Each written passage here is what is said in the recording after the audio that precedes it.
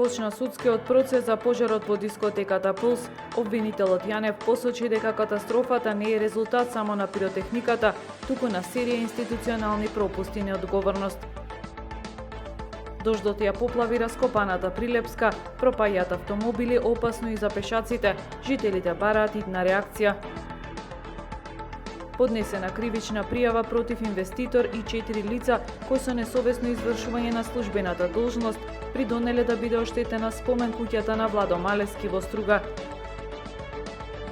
Езерско дерби денес во билјанини избори, ракометарите на Охрид влегуваат како фаворити и се надеваат на победа.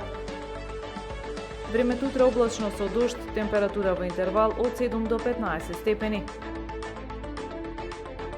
Следевте една минута вести на Охрид Нјуз.